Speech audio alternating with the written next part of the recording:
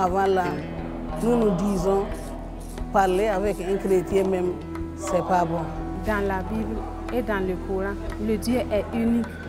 Et nous tous, on prie pour l'unique Dieu là. Donc, on doit se respecter.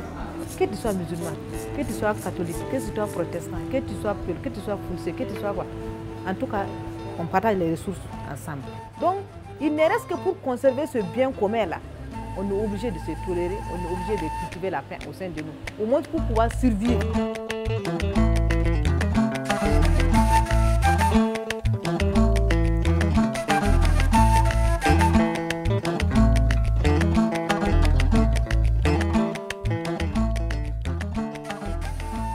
Depuis 2016, notre pays subit de nombreuses attaques terroristes, notamment au Sahel, ce qui entraîne des déplacements de population avec les conséquences qu'on connaît sur le plan éducatif, sur le plan sanitaire, avec des besoins de plus en plus exprimés par les populations, des besoins de paix, de sécurité, de prise en charge.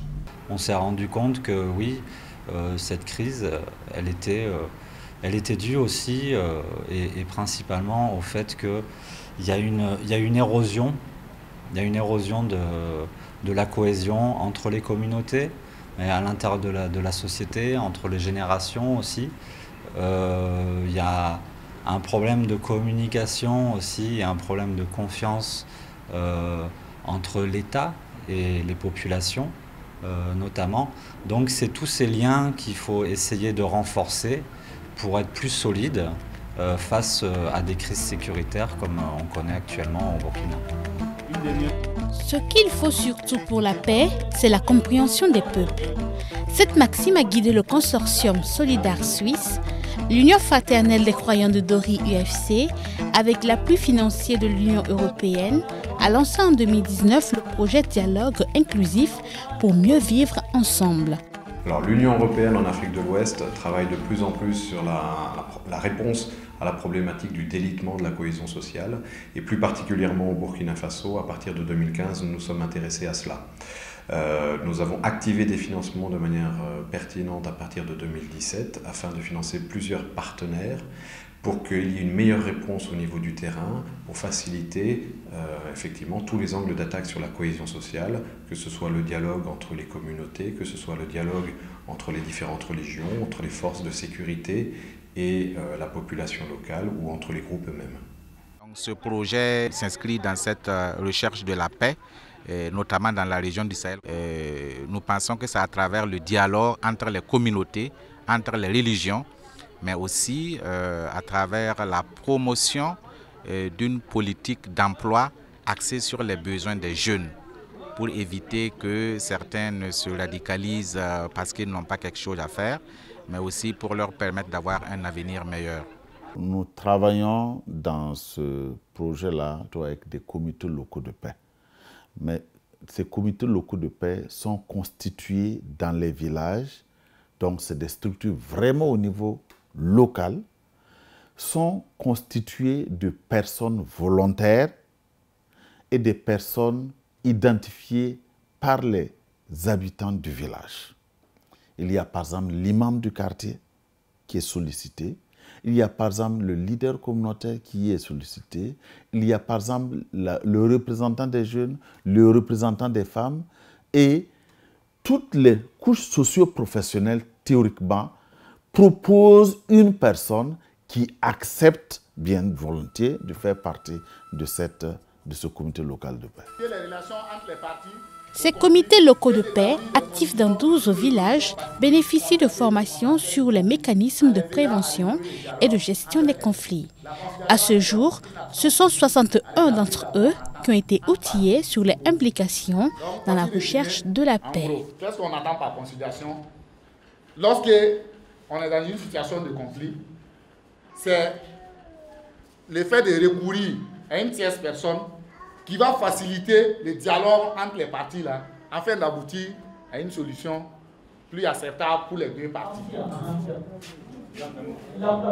On mis le cas en 2015 de Quand on regarde la nature des échanges, la manière dont les gens sont intervenus, on montre qu'effectivement, ils avaient une certaine connaissance au départ, mais ils ont assimilé davantage ce qui a été dit. Vous voyez, à la dernière minute, lorsqu'on leur a demandé de faire des propositions d'actions concrètes à mettre en place immédiatement dans le cadre de l'insécurité pour pouvoir encore prévenir et gérer les conflits qui viendraient à naître, vous voyez, les actions qui ont été montrées sont des actions qui sont vraiment pertinentes.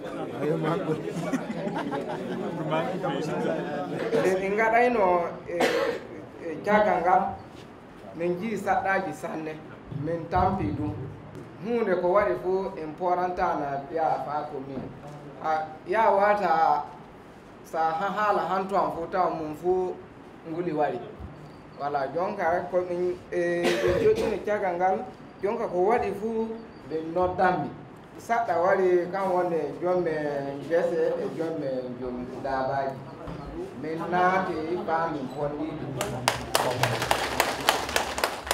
yinde na wiyana da hande ndu hoddaraɓe ami macciɓe on le ɓe acca e biɓe ami jamare ne min gadani min pota tun en jiiɗi jamu o hunde sa jamake foof a famatako wallahi minen babade am tan ñoƴƴiɗe bedda ami min jani min garamɓe ɓe accirami tan kollanaka an jabde tan kollanaka fof goto min kam garimo ni acciraɓe bibɓe ami.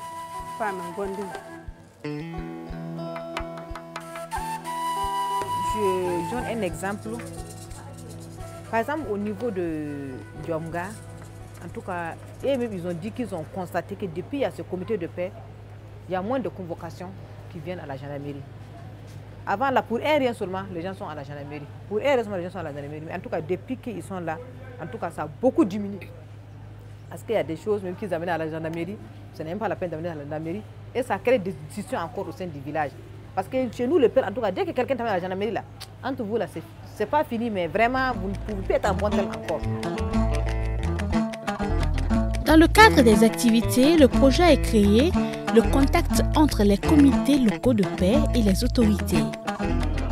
Quand on suit la méthodologie qui a été appliquée, nous savons très bien que nous pourrons quand même avoir des hommes qu'il faut pour souvent quand même trancher quand il y a une situation donnée. Nous savons que dans les villages, c'est carrément une famille, c'est la même famille.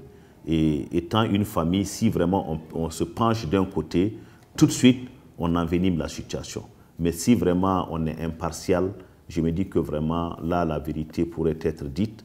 Et la façon aussi de dire cette vérité, je demande vraiment aux membres de ces différents comités-là de le faire vraiment avec tact. Il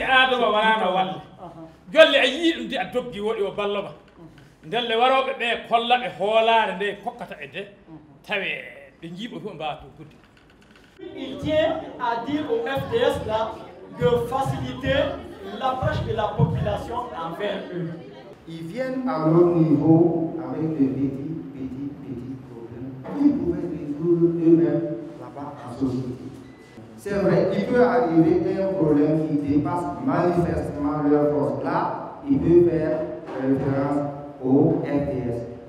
Si vous avez vu quelque chose au village qui mérite d'attirer l'attention, il ne faut même pas hésiter. Il ne faut pas hésiter parce qu'à l'instant T, nous sommes amenés vraiment à travailler et à travailler ensemble pour que les choses puissent marcher.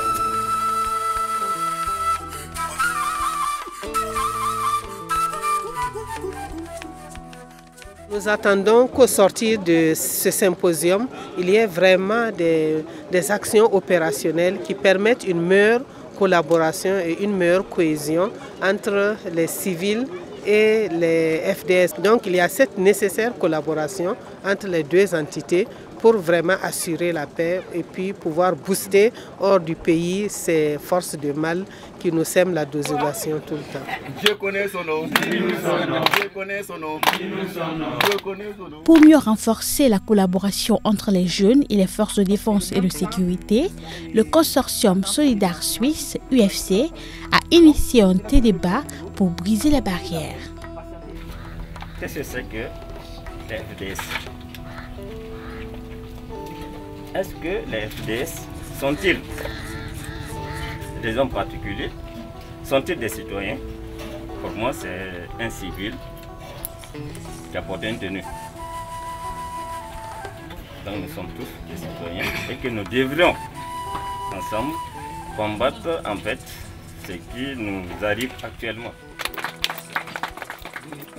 Il y a eu dans ce cadre, par exemple, des formations avec des structures spécifiques comme par exemple les comités locaux de paix, qui sont pour nous des maillons importants au niveau des villages, des maillons importants d'abord pour promouvoir la cohésion sociale, mais aussi pour prévenir la radicalisation et lutter contre l'extrémisme violent. Parce que c'est à travers ces maillons-là, comités locaux de paix, que nous faisons beaucoup d'actions en matière d'amélioration de la sécurité préventive. Par exemple, la participation citoyenne à la sécurité.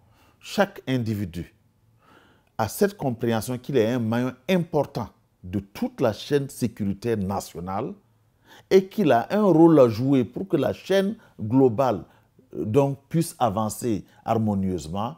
Je suis sûr que s'il joue son rôle, les choses vont s'améliorer. Il y a également l'implication des structures, des organisations tierces.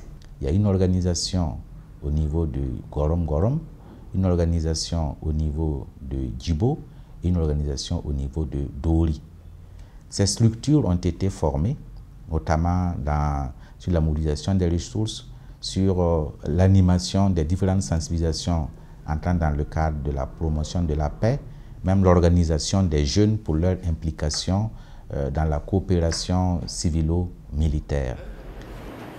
Les femmes soient formées pour pouvoir prendre plus de responsabilités au niveau du foyer, responsabilité aussi au niveau de la société. En plus de comités locaux de paix qui constituent le principal maillon d'exécution du projet, des formations en faveur d'autres acteurs ont également été initiées. Des femmes leaders religieuses de diverses localités de la région ont été formées. À leur tour, elles pourront partager ces connaissances avec d'autres femmes de leurs localités respectives.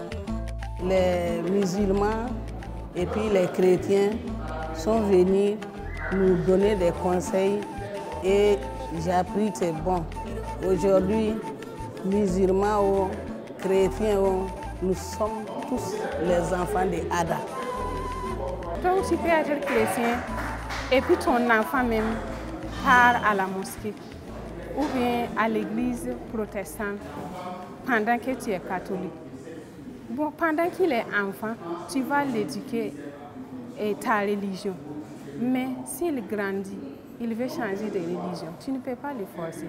Le mariage aussi, c'est ça. Selon la coutume, selon la religion, quand il s'agit d'héritage, on ne partage pas de la même manière que selon qu'on soit femme ou selon qu'on soit homme. Cela est interdit par la loi. Que l'on soit fille, que l'on soit femme et que l'on soit homme, on a tous droit à l'héritage au même titre selon la position qu'on occupe dans la famille. On a appris beaucoup de choses. On a pris droit des femmes, droit des enfants, valeur de la solidarité, tolérance, le rejet. Bon, ça nous a beaucoup servi en tout cas.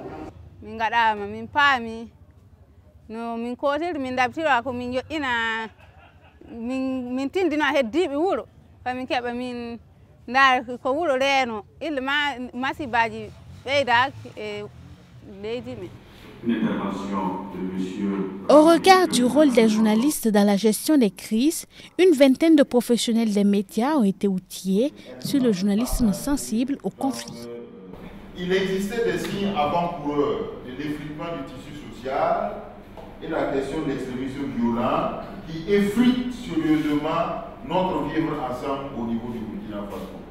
Qu'est-ce qu'il faut faire, nous, en tant que professionnels des médias, en temps de conflit? Quels sont les messages qu'il faut faire passer et quels sont les genres que nous devrions en tout cas privilégier pour que notre message soit entendu et toujours en privilégiant ce qu'on appelle l'éthique et la déontologie du journaliste. Parce que sans cela, sans respecter ces valeurs du journalisme-là, on ne peut pas faire un bon travail.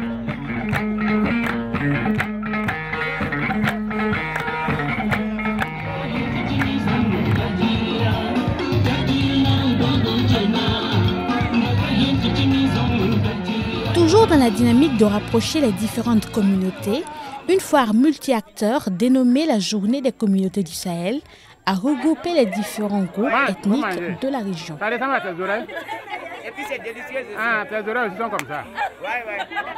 Me parenter à plaisanterie, c'est vraiment un grand pilier des traditions du Burkina Faso.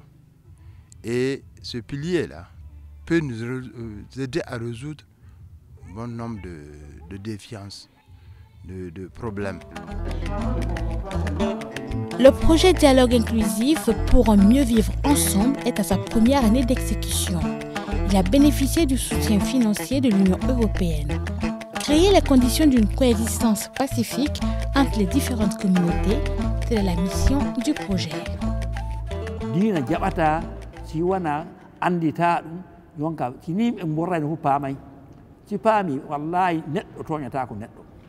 hunde fu ko wawi wadde aduna fa yottake wolde wattake piyam mi piyema waram mi wari fu so yimɓe jooɗake ñifata jooɗe kalden haala ka faka ñifa haqiqa wolde wela desi pamara wala fu hunde nde ñifata.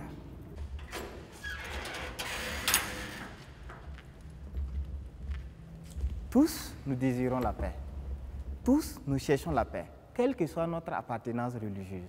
C'est très beau de voir l'imam à l'église, de voir l'évêque à la mosquée et encore qui récite le chapelet pour demander au bon Dieu de procurer la paix au peuple de Dieu. De voir l'imam égrener son chapelet pour demander la paix.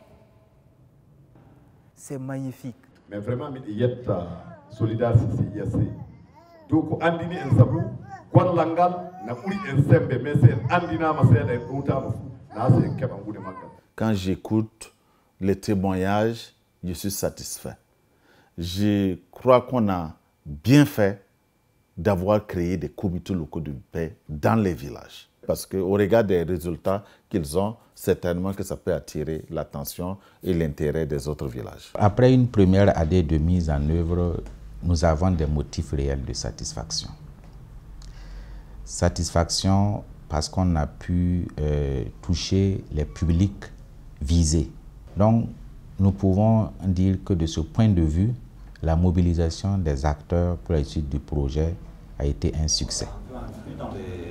Dans les trafics, voilà, Les perspectives, bien entendu, sont de continuer ce genre de travail, de le développer, de donner une cohérence à l'entièreté des activités qui sont menées, car travailler sur la cohésion sociale fait appel à plusieurs métiers, fait appel à plusieurs dynamiques, à plusieurs personnes sur lesquelles il faut investir encore plus. Donc je crois que c'est un sujet sur lequel nous allons maintenir des investissements importants en tant que bailleurs de fonds afin de travailler sur la cohésion sociale pour les populations burkinabées.